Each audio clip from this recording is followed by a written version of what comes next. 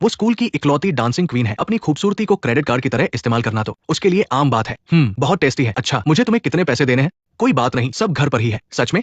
शुक्रिया। लेकिन एक दिन जब वो सोकर उठी तो उसका शरीर एक गंदे अधेड़ आदमी में बदल चुका था, और जब वो एक नॉर्मल बाथरूम ब्रेक के लिए गई तब उसे पता चला कि उसके पैरों के बीच एक बड़ा सा सरप्राइज आ गया है। घर वाले उसे कोई ठरकी चोर न समझ ले। इससे बचने के लिए जेसिका छत से अपने पिता के कमरे में घुसी, वहां से आदमियों वाले कपड़े चुराए और जल्दी से भाग गई। उसने तुरंत अपनी बेस्ट फ्रेंड को प्लेग्राउंड में मिलने बुलाया, लेकिन उसके सामने तो अजीब सी हरकतें करने वाला एक अधेड़ अंकल खड़ा था। जाहिर है उसकी बेस्ट फ्रेंड को इस बात पर बिल्कुल यकीन नहीं हुआ। प्लीज यार, मैं बस। उसकी दोस्त वहां से भागना चाहती थी, लेकिन उस अजीब दिखने वाले अंकल ने रोते हुए उन दोनों की पहली मुलाकात की कहानी सुना दी। थोड़ी देर हिचकिचाने के बाद वो धीरे धीरे उसके पास गई। एक सीक्रेट कनेक्शन के बाद उसकी दोस्त भले ही हैरान थी, लेकिन उसने सच मान लिया। ठिकाना मिलने के बाद जेसिका ने अपने शरीर से आदमियों वाली बदबू हटाने के लिए अच्छी तरह नहाना शुरू किया, लेकिन सबसे भयानक चीज थी इस शरीर के घने बाल। उसने पास में खड़ी अपनी दोस्त की उत्सुक नजरों पर ध्यान नहीं दिया। हालांकि उसे शर्मिंदगी हो रही थी, पर एक बार देखने में क्या हर्ज है। अपनी दोस्त की जिद के आगे हार मानकर जेसिका ने झिझकते हुए उसे अपना नया रूप दिखाई दिया। अच्छी चीजें तो दोस्तों के साथ शेयर करनी ही चाहिए। सबकी उत्सुकता शांत करने के बाद ही वे शांति से बैठकर सोचने लगे कि आखिर ये सब हुआ कैसे। दोस्तों ने साफ साफ कह दिया कि जेसिका भले ही सुंदर है, मीठा बोलती है और चीयर लीडर कैप्टन है, लेकिन उसके घमंड और तानों ने अनजाने में कई स्टूडेंट्स का दिल दुखाया है। एक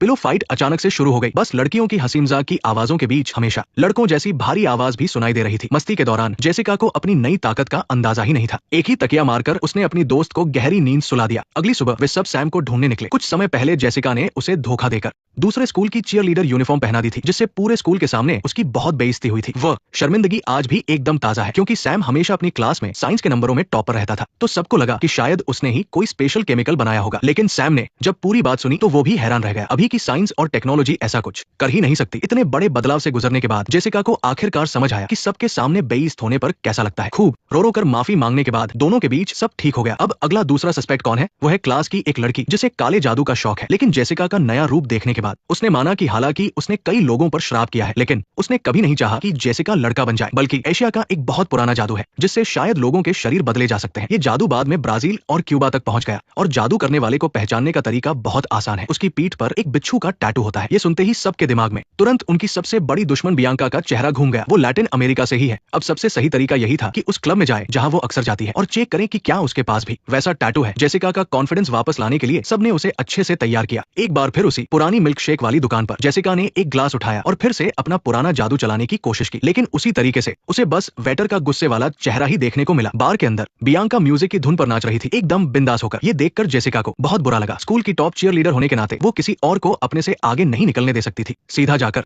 दोस्त के याद दिलाने पर ही जेसिका को अपना असली काम याद आया। उसने डांस के बहाने से बियांका के शरीर पर टैटू ढूंढना शुरू कर दिया। हालांकि उसे टैटू का कोई नामो निशान नहीं मिला, लेकिन उसके इस गजब के डांस